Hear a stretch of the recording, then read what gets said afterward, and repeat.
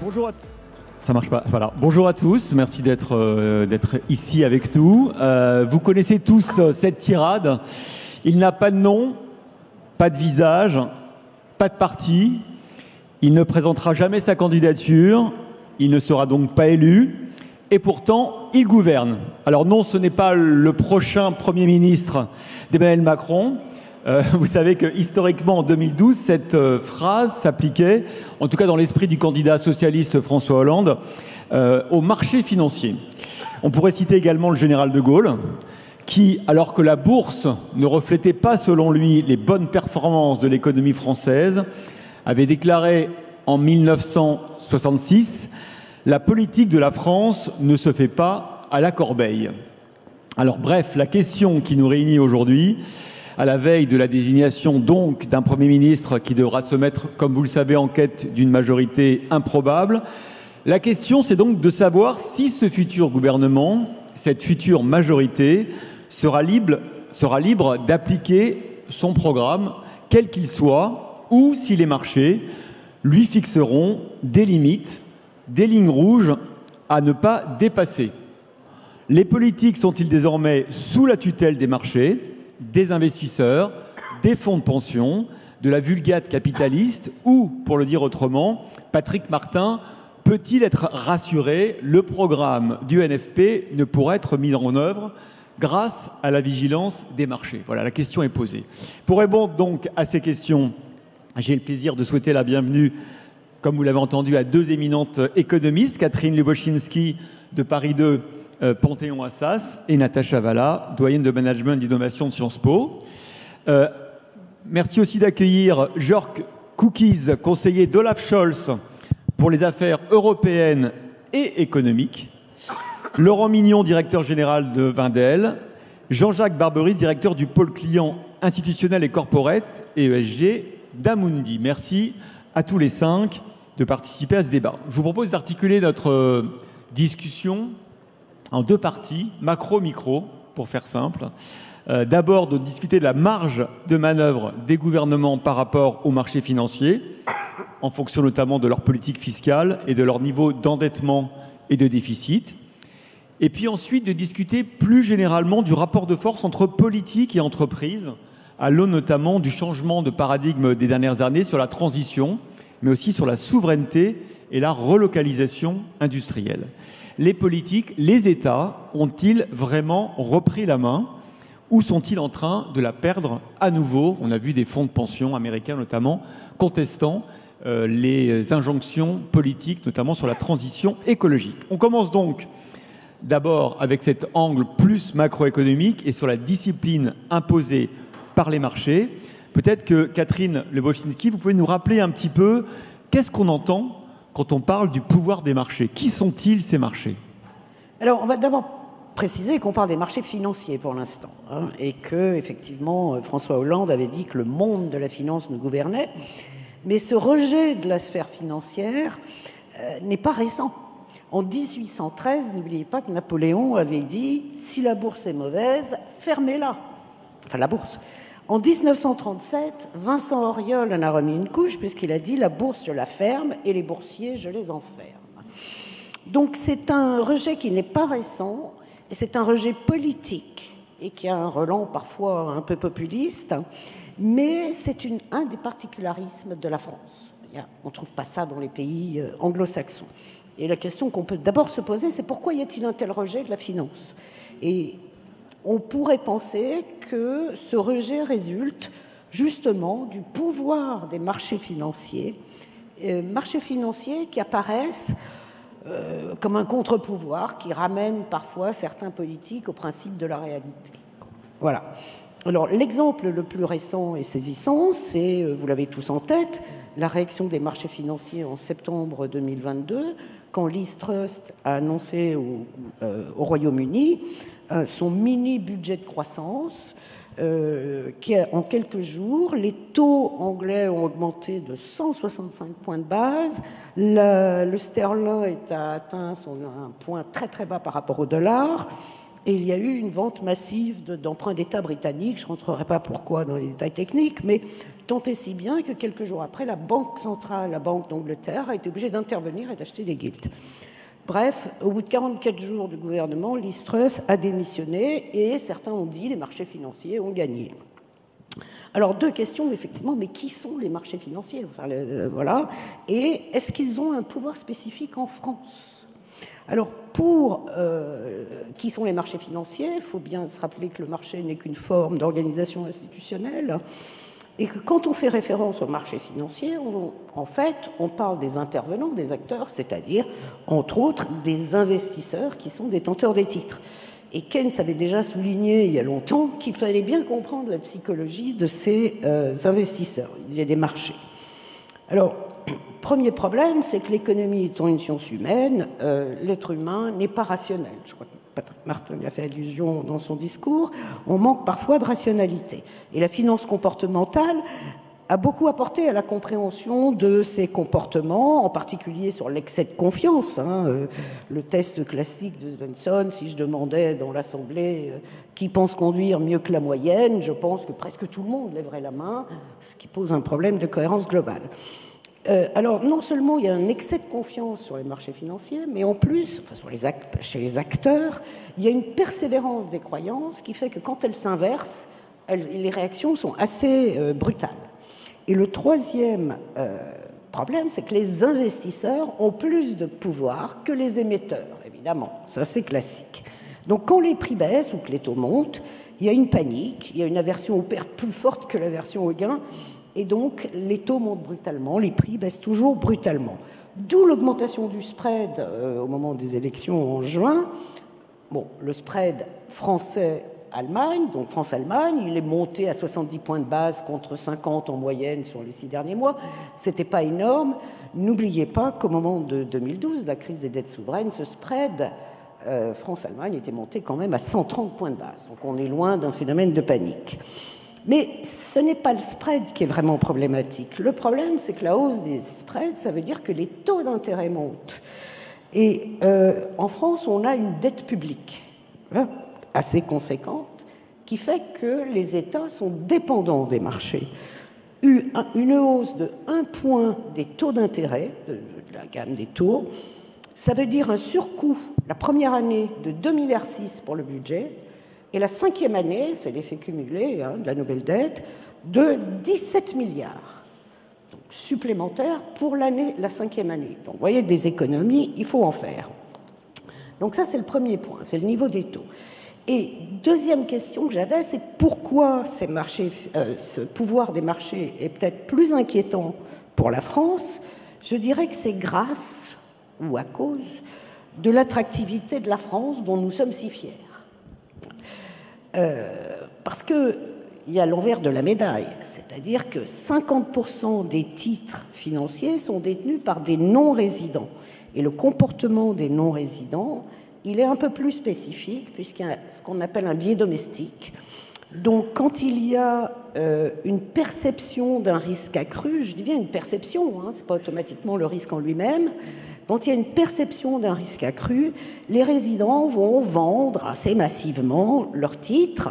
Alors, pas tous les titres d'un seul coup, c'est pas possible, ils en ont trop, mais suffisamment pour que ça déstabilise les marchés et que ça fasse grimper les taux d'intérêt, baisser le cours des titres. Alors, sujet d'inquiétude plus spécifique à la France, et pas à la zone euro, mais bien à la France, c'est que non seulement nous avons un petit déficit budgétaire, mais on a aussi un déficit de la balance des paiements courants.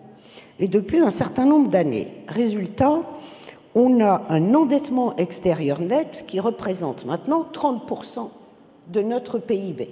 Donc 30%, c'est un peu plus de 800 milliards d'euros. Donc on comprend bien qu'avec ce déficit de la balance des paiements courants, toute panique par des investissements non résidents nécessiterait un ajustement brutal, peut-être pas à la grecque, mais enfin pas loin, parce qu'on serait obligé de rééquilibrer la balance des paiements courants. Donc c'est le point que je voulais souligner, c'est que la France est beaucoup plus dépendante du reste du monde. et que ce n'est pas seulement les spreads sur lesquels il faut se focaliser, sur un signe extérieur, dire la température, mais sur le risque de retrait des investisseurs non résidents. Donc c'est le pouvoir des investisseurs étrangers, on peut dire. Voilà, c'est quelques mots. Merci beaucoup, Catherine. J'aimerais donner la parole à Jörg Kukies, parce que vous êtes le conseiller d'Olaf Scholz pour les affaires européennes et économiques. Et je voudrais savoir si les contraintes sont davantage liées au marché financier ou aux règles européennes. Est-ce qu'on peut adopter n'importe quelle politique économique quand on est un État membre de l'Union et encore plus de l'euro? Pardon que je vais parler en anglais parce que les sujets techniques, je peux mieux m'exprimer en anglais. So I think it's a mixed story between the two. The markets, of course, play a role because as France, Germany, when we issue new bonds, they are bought by the investors of the globe. So in that sense, of course, the rules that the investor base has for buying or not buying the markets drive our interest rates, our refinancing costs, the liquidity in the bunds, which is also very important for the branding of the bunds. But that's something that we've been living with for decades. This is nothing new. What is new is that, of course, financial market regulations after the financial crisis have changed quite substantially, so that insurance companies, banks, when they are making decisions on whether or not to buy bonds, have a different rule set. I would say on average for us as a AAA issuer of bonds, it's more of a benefit because the incentive that insurance companies and banks are getting for buying very safe assets have increased, so the demand that we are getting for the securities that we issue, if anything, has gone up rather than down. For us, it's very natural, both in our equity market and our bond market, to be subject to an investor base that is very global. At the end of the day, we cannot complain in Germany that if we have a pension system that is very much a state-owned pay-as-you-go pension system that does not accrue very much capital within the pension system, then our pension system is much smaller than that of the United Kingdom, of Sweden, of the Netherlands, and the United States.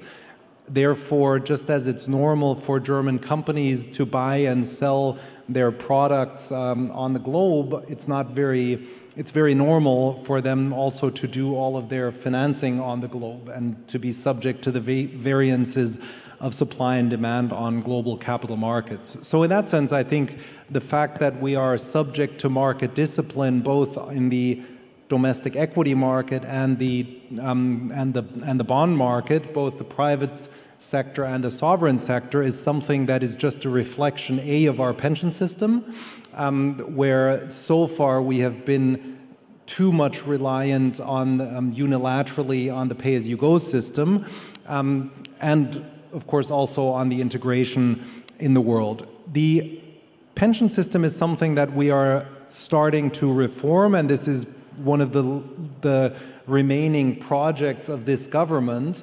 We want to make changes so that both in the first pillar, the state-run pension system, we have more addition to market influences and opportunities of yields. The same goes for the second pillar, the corporate pension system, as well as the third pillar, the privately decided pension system, which is always in addition to the state-run system. In all three of them, the German pensioners have had a disadvantage because the yield to their pension assets has been extremely low because it's just a pay-as-you-go system. So by definition, there is no accumulation of capital. The DAX from its beginning in the end of the last century started at 1,000, is now over 18,000. Contrary to Swedish, Canadian, American, Australian pensioners, the German pensioners did not benefit from the accrual of the DAX from 1,000 to 18,000. in their pension scheme because it missed this participation in the capital markets. So I always say that this absence of capital market risks in itself is a risk because it means that we are stuck in our pension system in a very low yielding world. So the fact that we are now diversifying this can also be seen as a way to diversify risk, to reduce risk, and to get access to better yielding opportunities. Merci Jörg. Natacha Valla, quelle est la nature de cette contrainte qui pèse sur les gouvernements, notamment le gouvernement français, cette contrainte des marchés financiers? Est-ce qu'effectivement on doit désormais se mouvoir dans un tunnel et comment on fait accepter sa politique économique par les marchés financiers? Car on l'a dit pendant ce débat, on est d'abord des emprunteurs, 300 milliards par an. Donc comment on fait? Alors, dans un tunnel, pas tout à fait, voire même au contraire. Il faut savoir que la France est quand même dans une situation... Quand on regarde les critères objectifs d'évaluation de la qualité des finances publiques, la qualité des comptes publics, pardon, c'est-à-dire des comptes publics, des déficits primaires, stock de dette, profil de la dette, maturité, duration, etc., les exercices qui sont faits par le FMI, qui sont faits par le Trésor quand on le lui demande ou d'autres institutions plus indépendantes sont à peu près univoques. C'est-à-dire que la sensibilité de la soutenabilité de la dette à une variation de taux d'intérêt est quand même très forte. Pourquoi? Ça a été évoqué tout à l'heure, on a un stock de dette très important et on a une tendance à avoir plutôt un négatif sur le déficit depuis très très longtemps. Donc, au regard de ces faits objectifs-là, la France bénéficie quand même, alors je ne sais pas s'il faut appeler ça une clémence, ou alors une compréhension, ou alors une intelligence des marchés qui lui permettent de rester très performant en termes de taux d'intérêt ou en termes de coûts de financement et de refinancement de la dette. Et ça, c'est lié à plusieurs facteurs. Le premier facteur, évidemment, c'est que c'est un gros marché. On a évoqué le fait, juste à l'instant, que la demande pour ce qu'on appelle la classe des safe assets aujourd'hui dans le monde, depuis une bonne décennie d'ailleurs, même peut-être deux, est forte. Elle va sans doute rester forte pendant longtemps pour des facteurs structurels très profonds, démographie, etc. Donc cette demande pour les actifs sûrs, elle est forte. Évidemment, l'Allemagne est l'émetteur numéro 1 parce qu'une qualité de crédit imbattable et puis une discipline dans la gestion des finances publiques qu'on lui connaît. La France est un peu dans la roue et bénéficie de ça. Alors effectivement, comme le disait Catherine tout à l'heure, un spread de 70 points de base, même dans les pires des circonstances, c'est quand même pas grand-chose. C'est pas cher payé, cette attitude à moyen terme vis-à-vis de la discipline budgétaire. Natacha, est-ce que c'est parce qu'on est aussi too big to fail? Ce que vous dites, c'est qu'on a quand même, on s'est tellement endetté longtemps et constamment que maintenant, on fait peur. Ce qui rend la réponse compliquée, c'est deux choses. La première, c'est la performance exceptionnelle de l'AFT, de l'agence France Trésor. C'est un service qui fonctionne extrêmement bien. Ils connaissent très bien la communauté des investisseurs internationaux et nationaux. Je pense que sur le plateau, on pourra en témoigner.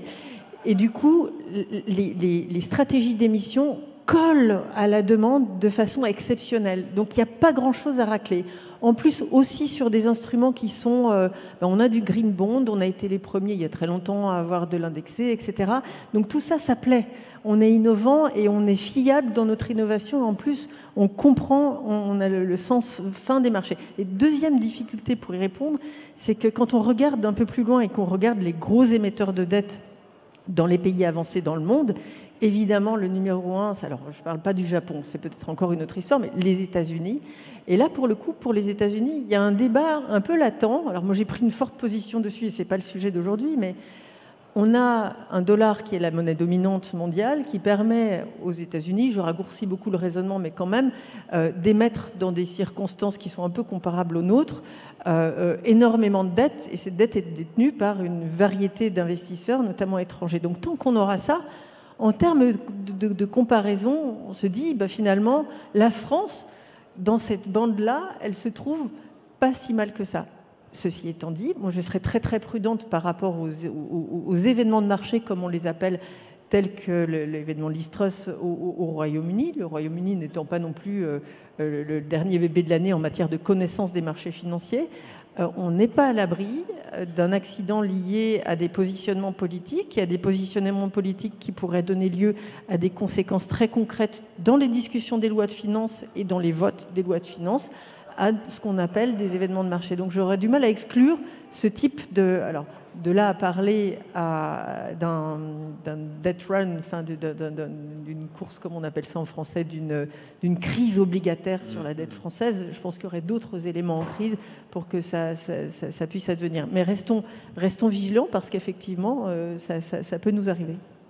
Merci Natacha. Alors aujourd'hui, les marchés, ils ont un nom et des visages, puisqu'on a des investisseurs avec nous. Laurent Mignon, peut-être déjà. Est-ce que...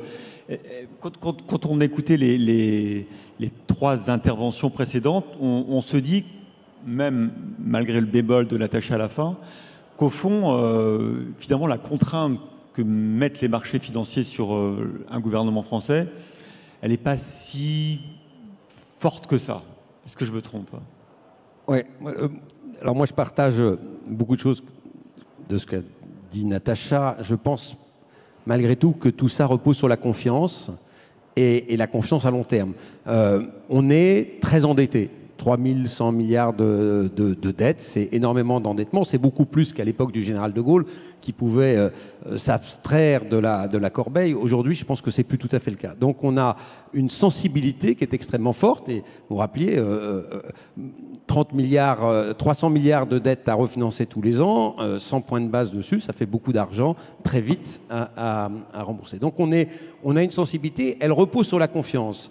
Si cette confiance est rompue, on a vu ce qui s'est passé en Angleterre avec Liz Truss, ça peut aller assez vite. C'est vrai que la France est un gros émetteur, que c'est difficile d'investir en Europe sans investir en France, mais malgré tout, il suffit d'une petite baisse de la demande pour que les taux décalent relativement fortement, d'autant que, comme l'a dit Natacha, en réalité, le vrai prix de la dette française, il devrait être par rapport à ses fondamentaux au-delà de ce qu'il est aujourd'hui. Aujourd'hui, on bénéficie d'une forme de prime, de code d'amour, du fait qu'on est derrière l'Allemagne. Enfin bon, il y a beaucoup d'éléments qui expliquent ça. Donc, je serais prudent là-dessus parce que une perte de confiance, et ça peut arriver vite, une perte de confiance, ça veut dire potentiellement un renchérissement très fort de la dette et donc une obligation de se poser la question, est-ce qu'on est capable de l'assumer? Quelque part, quand on est très endetté, on est moins libre que quand on n'est pas endetté. Voilà. Quand on n'est pas riche, on a moins de capacité à faire que quand on est riche. C'est un peu ça en résumé. Alors, la deuxième chose que je voudrais dire, c'est que le marché financier, c'est pas que la dette, c'est aussi le capital. Et l'investissement dans le capital des entreprises, c'est très important. La confiance qui a été créée, et je crois que l'attractivité de la France telle qu'elle a augmenté depuis 7 ans, est un élément qui attire des capitaux étrangers pour venir investir en France. Et derrière l'investissement en capital, c'est des emplois, c'est du développement, c'est de la croissance. Là aussi, c'est très lié à l'anticipation qu'on peut faire de l'environnement économique dans lequel on investit. Et c'est des choses qui sont fragiles, qui ne sont pas complètement rationnelles. Et comme elles ne sont pas complètement rationnelles, elles peuvent partir assez vite. Donc moi je dis, soyons prudents parce que c'est ce qui fait les emplois de demain, c'est ce qui fait la croissance de demain et c'est ce qui fait la capacité derrière de rembourser la dette de demain. Donc pour moi, le sujet est extrêmement sensible. Jean-Jacques Barberis, pareil, vous êtes, vous, d'immense avec Amundi, gestionnaire d'actifs, le plus gros sans doute. Vous êtes une sorte de paquebot, de porte-conteneur en fait de l'investissement sur les marchés.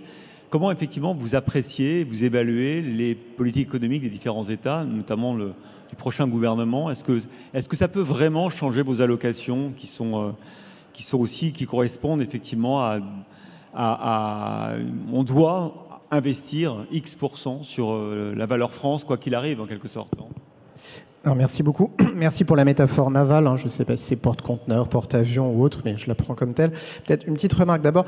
Un acteur de marché, je pense que c'est important de le rappeler dans ce débat sur le pouvoir des marchés, qui est un beau sujet de dissertation pour une rentrée, qui est qu'un acteur de marché n'est pas un acteur politique. Alors ça va peut-être mieux en le disant simplement parce qu'il opère sur un champ de légitimité qui est fondamentalement différent. Je pense que c'est absolument essentiel de l'avoir en tête. Nous, notre légitimité, elle n'est pas assise sur des élections, un mandat donné par des électeurs. C'est la différence entre la démocratie et la plutocratie. Je pense que c'est utile de le rappeler. Et donc, on opère dans un champ de légitimité qui est radicalement différent. Premièrement. Deuxièmement, vous l'avez dit, il y a des noms et des visages. Il n'y a pas que celui de Laurent ou le mien, heureusement, il y en a beaucoup d'autres. Le marché, c'est quoi? Le marché, ce sont d'abord des investisseurs. Et donc, ce sont des clients finaux et des intermédiaires, dont nous faisons partie, mais des clients finaux qui investissent à plus ou moins long terme pour financer certains besoins. Et le plus important d'entre eux à l'échelle mondiale, c'est évidemment le financement de la retraite, ce que M. Cookies a immédiatement abordé en Allemagne. Mais c'est fondamentalement ça, le marché. C'est la collection de décisions d'investissement rendues par des individus ou par les intermédiaires auxquels ils confient leur argent. Je pense que c'est important de se rappeler de ça pour essayer de répondre à votre question. Dans ce cadre-là, d'abord je vais confirmer ce qu'a dit entièrement Natacha sur aujourd'hui le fait qu'effectivement il y a une demande forte de la part des grands investisseurs internationaux pour des actifs sûrs, que la dette française fait partie des actifs sûrs en question. Petite précision aussi, je rappelle, et ça n'aura échappé à personne dans la salle, et notamment les entrepreneurs qui nous écoutent, qu'on est repassé dans un monde différent de taux d'intérêt positifs et taux d'intérêt très positifs, et que ça crée un comportement d'achat naturel d'obligations par des investisseurs de long terme que sont par exemple les assureurs. On est revenu dans un monde où les assureurs sont redevenus des acheteurs naturels d'obligations souveraines. Ce qui, je le rappelle, n'était plus totalement et parfaitement le cas dans une période précédente. Ils ont toujours assumé ce rôle-là, mais néanmoins, on n'est plus du tout dans la même logique. Et donc aujourd'hui, il y a une demande pour les actifs sûrs, effectivement. Dernier point pour répondre à votre question, je pense que d'abord, le marché en tant que tel n'existe pas. Ce sont les marchés et, encore une fois, des comportements de décision d'investissement qui, à la fin, aboutissent à cristalliser dans une opinion collective. Fondamentalement, le marché ne se prononce pas sur une politique économique donnée. Il attend d'en mesurer la crédibilité de court, de moyen et de long terme. Et donc, fondamentalement, la question à se poser, c'est la nature de cette crédibilité et l'explication qui est faite à l'ensemble des acteurs de marché de la manière dont cette crédibilité va se déployer à moyen terme. C'est ça, en fait, le nerf de la guerre, beaucoup plus qu'une réflexion théorique ou générale sur le pouvoir des marchés. C'est quelle crédibilité on assoit dans un discours donné sur une politique économique à un horizon donné.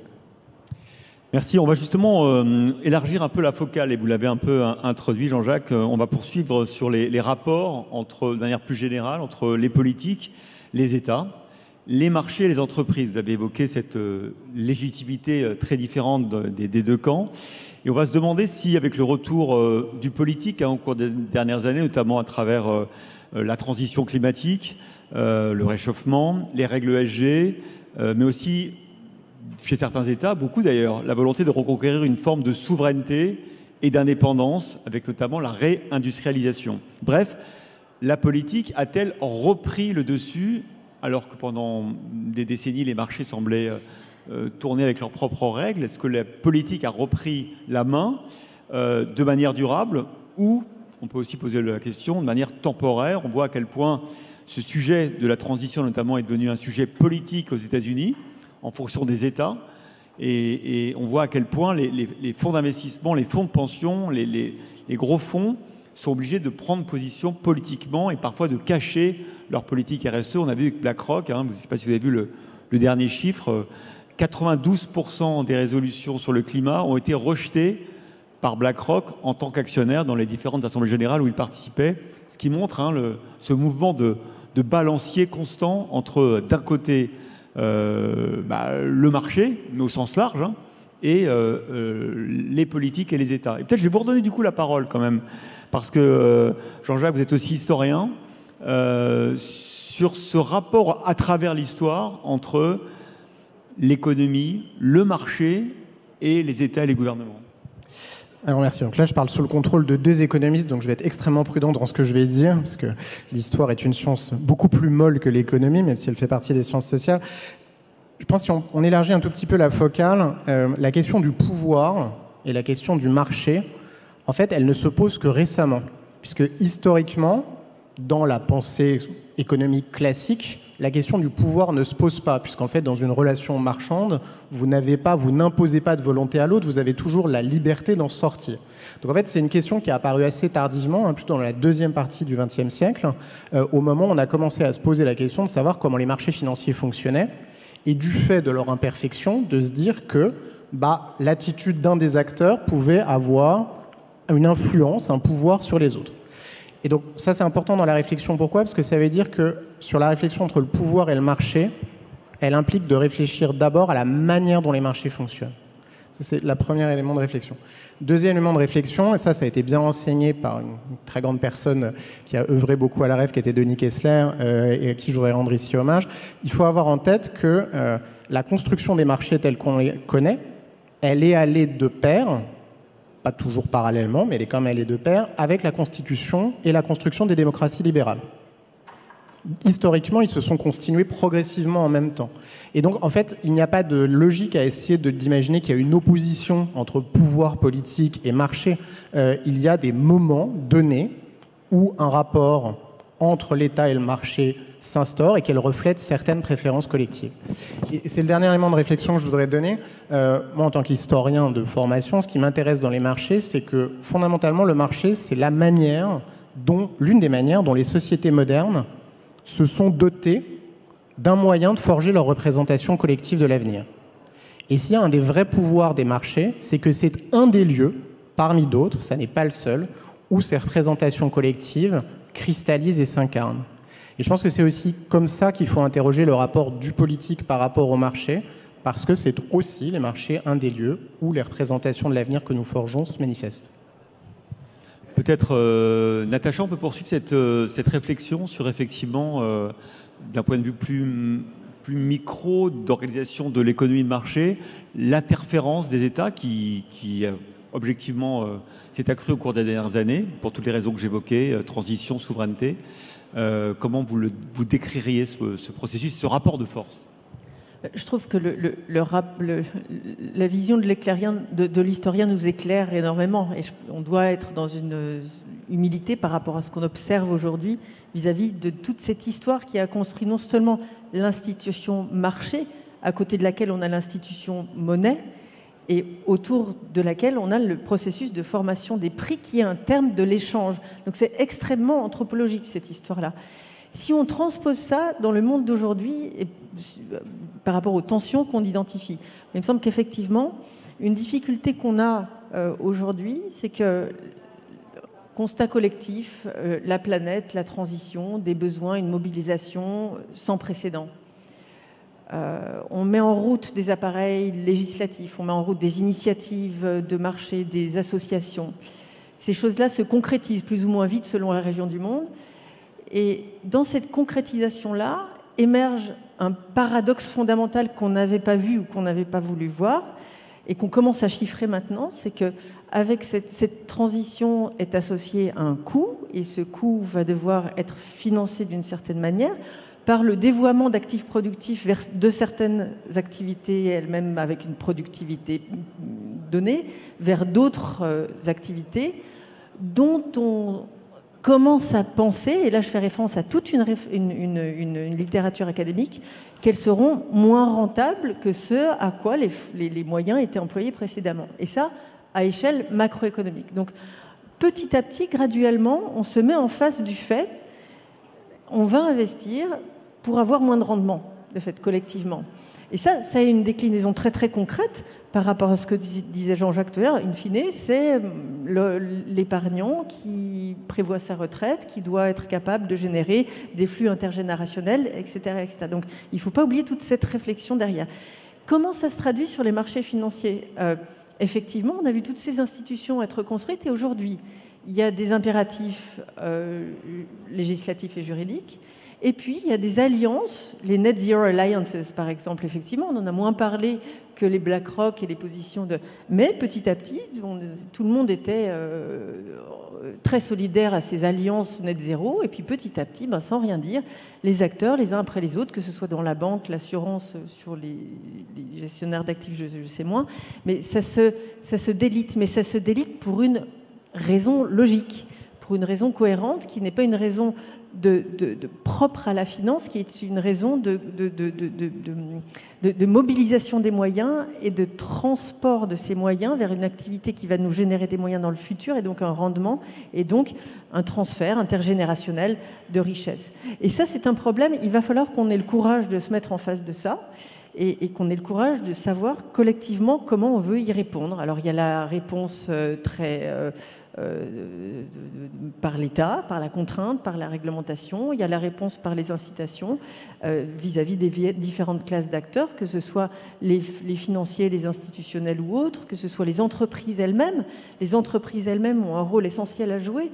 Je parlais à mes étudiants tout à l'heure du lien entre la transition et l'innovation. Mon école s'appelait l'école du management et de l'innovation avant. Maintenant, elle s'appelle l'école du management et de l'impact. Donc, il y a quand même un lien entre les deux. Et finalement, pour être capable de financer cette transition et de limiter la réduction des rendements, il faut innover.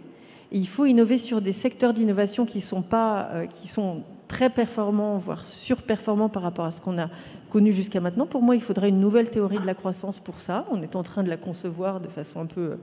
Après, les paradigmes se succèdent les uns aux autres, mais on est exactement dans cette phase malléable-là où on est en train de construire cette nouvelle théorie de la croissance, mais on est encore quand même dans un paradigme de croissance où l'entrepreneur a toute sa place. Pourquoi ? Parce que lui-même est capable d'allouer des moyens réels à des activités qui elles-mêmes vont créer de l'innovation et donc du rendement.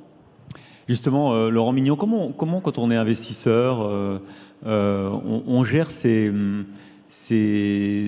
injonctions un peu contradictoires? C'est-à-dire qu'on l'a dit, vos clients, ils veulent placer leur argent pour peut-être faire fructifier leur patrimoine ou préparer leur retraite, et ils veulent du rendement. On sait qu'on est, comme le dit Natacha, on est rentré dans un monde sans doute où la transition va coûter cher et où les rendements vont probablement décroître. À quel moment on bascule en tant qu'investisseur, où on se dit le long terme est plus important que le court terme, alors que vos clients, eux, ils vont regarder vos performances à N+1, N+2, N+3. Comment on gère ce basculement? Alors, il y a beaucoup de points dans votre question, mais je vais reprendre. Sur le fond, la transition, si on prend la transition, hein, c'est une transformation de paradigme extrêmement important, comme on n'en a pas connu depuis des siècles. Et cette transition va coûter cher, va nécessiter des investissements dont la rentabilité n'est pas évidente à court terme. Donc, elle est forcément de long terme. Et comment elle passera et elle ne peut pas être financée par les États parce que les États n'ont jamais été aussi endettés qu'aujourd'hui. Donc, de fait, elle nécessite la mobilisation de capitaux privés pour pouvoir, des entreprises elles-mêmes et puis de capitaux privés pour pouvoir la réaliser. Comme l'investissement n'est pas d'une rentabilité immédiate, il doit pouvoir s'orienter vers ça par deux façons, soit par des réglementations qui font que vous n'avez pas le choix, et c'est probablement une des tendances qu'a pris l'Europe, qui était plutôt de réglementer, ou par des incitations, qui est de vous aider pour investir dans la transition énergétique et rendre un peu plus attractifs les investissements qui sont réalisés. Le tout avec un objectif de long terme qui est une vision de la société, qui est donc une vision politique, pas une vision économique. Hein. Et en ça, c'est aux politiques de donner le là, et on le dit, en Europe plutôt réglementaire, aux États-Unis probablement plutôt incitatif par l'IRA par exemple, dans ce qui a été fait. Donc ça, c'est, je pense, l'horizon. Après, comme investisseur, vous avez un devoir fiduciaire vis-à-vis de votre client, c'est-à-dire lui obtenir le meilleur rendement risque, couple rendement risque, qui est vraiment votre devoir fiduciaire vis-à-vis de lui. Cela dit, vous pouvez le faire dans un cadre que vous discutez avec lui, qui est un cadre dans lequel vous voulez être un investisseur dit responsable. Tout le monde ne l'est pas, mais vous pouvez le choisir. Et ça, c'est un choix qu'on peut faire. Et puis quand c'est votre propre argent, vous pouvez volontairement, et ça c'est le cas par exemple d'un investisseur comme Wendel, qui gère du capital permanent, pas forcément de l'argent de client, et donc qui peut avoir une vocation et une volonté d'investir à long terme pour participer à cette création tout en ayant des rendements les plus attractifs possibles. Donc les deux sont conciliables. Simplement, le rôle de l'État dedans, il est clé puisque c'est lui qui va orienter, c'est le politique puisque c'est un projet de société, et derrière, soit de la réglementation, soit de l'incitation, ou les deux, suivant les façons de faire. Mais c'est ça, et il n'y a pas de... Vous parliez du pouvoir tout à l'heure, moi je pense qu'il n'y a pas d'opposition, forcément, c'est pas une guerre entre les marchés et le politique, c'est simplement le sujet de l'attractivité ou pas des investissements qui sont réalisés. Et de ce point de vue-là, c'est vrai que l'horizon est plus long, donc il faut l'aider. Voilà, donc moi, je ne vois pas d'opposition en tant que telle. En revanche, parfois, le politique peut avoir la tentation de dire c'est le marché qui va faire l'évolution et pas moi. Et ça, je pense que c'est dangereux. Le politique, il doit assumer là où il veut aller. Et ce n'est pas au marché de décider si demain on va être vert ou pas. Des investisseurs peuvent être responsables, mais il ne faut pas laisser le marché le faire tout seul parce que le marché, il sera attiré par les meilleurs rendements. Et il ne sera pas forcément attiré par la transformation de la planète. Donc, de ce point de vue-là, je pense que ça serait... On ne peut pas compter que sur le marché. C'est un peu d'ailleurs pour ça qu'aux États-Unis, vous voyez ce shift entre des investisseurs qui annonçaient des politiques responsables formidables et puis qui se sont rendus compte que, un, en rendement, ce n'était pas forcément meilleur, et deux, ils se sont retrouvés dans un débat très politique cette fois-ci aux États-Unis, puisque le débat de la transition énergétique est devenu un débat politique où il n'y a pas de consensus, puisqu'il y a des positions très tranchées. Donc, ils peuvent se retrouver bannis des investisseurs au Texas, etc., parce que l'État dit, si vous n'investissez plus dans l'économie pétrolière, nous, on va vous bannir parce que vous n'êtes pas favorable aux emplois au Texas. Hein. Donc, il y a un débat là qui s'est instauré. Mais moi, je pense qu'il ne faut pas laisser le marché faire seul, il faut le guider soit par des régulations, soit par des incitations. Jörg Cookies, est-ce que tout ce qu'on vient de se dire confirme ce que vous vivez en Allemagne et en Europe sur le retour du politique, le retour des règles, de la réglementation, notamment en Europe, pour notamment réussir la transition et lutter contre le réchauffement climatique? Est-ce que ce nouveau rôle de l'État, comment vous l'appréhendez, comment vous le concevez, ce rapport entre le pouvoir des marchés qui peut-être tendanciellement auraient plutôt envie d'être dans une rentabilité à court terme et la vision à long terme que les gouvernements doivent assumer, comme le disait Laurent Mignon? Again, I'll answer in English. We actually have a much more positive and stronger role of the markets in financing our transition than many people think. Just to give you a number, our industry group in the energy sector gave us a projection that in the next 7 years to finance the transition towards climate neutrality that eventually we need to reach by 2045 due to a judgment by the German Constitutional Court. In the next 7 years, by 2030, we will have to spend about 720 billion euros in CapEx just to finance the wind turbines, the solar panels, the transmission grids, the hydrogen, the lines, the infrastructure, everything that we need for this transformation to become independent of the fossil fuels, and especially fuels coming from Russia, will cost investments of 720 billion euros. Quantitatively and qualitatively, the German government cannot do that. If we had to spend 720 billion in 7 years, we would have to raise taxes, cut other spending.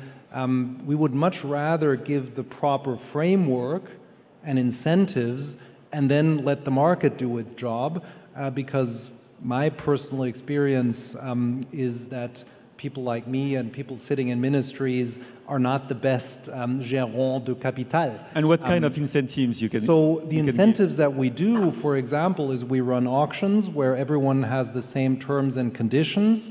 And for example, in the offshore wind auctions that we have been running, the biggest winner of those auctions is a very well-known French company, Total Energy, who are now licensed to build gigantic wind farms in the German North Sea, together with BP and RWE and EnBW and Vattenfall and others.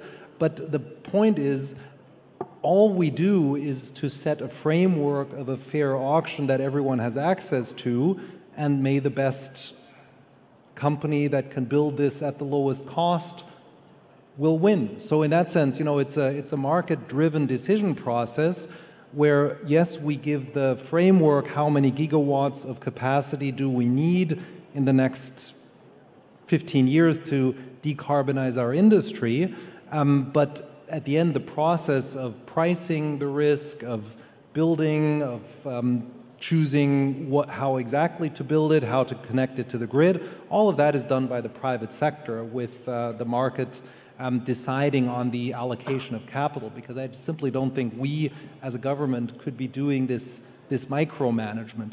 And it's the same with grid capacity, it's the same with now building our hydrogen backbone of 10,000 kilometers. Yes, the German government gave the rules. We said we are together with the industry planning to build the grid of 10,000 kilometers going from all of the connections. That is done in partnership, but the actual build-out is not done by the government. The actual build-out is being done by the private sector. With the hydrogen grid, there is a need for the government to solve sort of the chicken and egg problem, that if there is no infrastructure built, the first mover will be disadvantaged, because if you impose all of the capex cost on the first user, it will be very difficult and very expensive. Hence, there will not be a first user. So we made a scheme where we pre-finance and provide, through our AAA rating, cheapened cost of funding to finance the initial build-out of the grid. But the actual bidding, who wins which connections and who builds which connections, is all done through markets in the private sector. And I think that's something that, first of all, even with our AAA ratings, we couldn't do quantitatively, but probably more important philosophically and qualitatively, we also think the state wouldn't be the right entity to make all of those business decisions. That is being done by the businesses of the world. Thank you, Jörg. C'est une vision très optimiste du partenariat entre les États et les marchés pour financer cette transition. Est-ce que vous êtes d'accord, Catherine Luboszinski? Je vais être assez caricaturale parce qu'il ne reste plus beaucoup de temps de parole, mais effectivement, on sait tous très bien que des économies entièrement planifiées, ça ne fonctionne pas très bien, mais des économies totalement de marché, laisser totalement libre les sphères privées, ça ne marche pas non plus. Et aux étudiants, on explique, c'est le principe, le pollueur-payeur, s'il n'y a pas d'intervention de l'État, non, il n'y a pas ça. Donc, du fait de défaillance de marché, on a besoin d'intervention de l'État.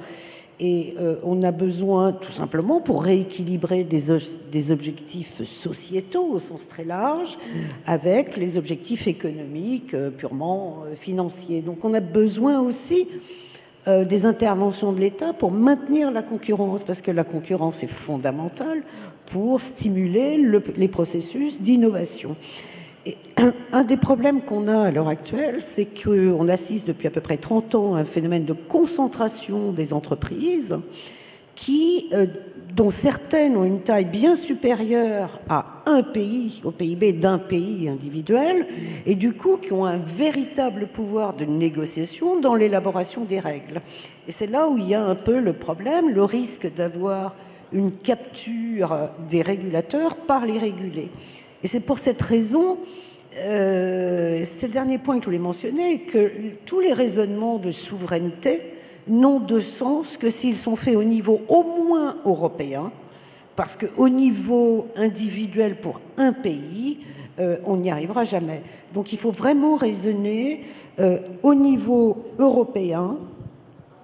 Et autant c'est inquiétant finalement d'avoir des marchés financiers qui auraient trop de pouvoir, c'est aussi inquiétant d'avoir des États qui n'auraient pas assez de pouvoir ou trop peu de pouvoir face aux défaillances potentielles des marchés. J'ai plus de temps, donc je m'arrête. Merci en tout cas à tous les 5 pour ces échanges passionnants. Je pense qu'il est temps, c'est ça, je te vois monter sur scène, donc de rendre la main.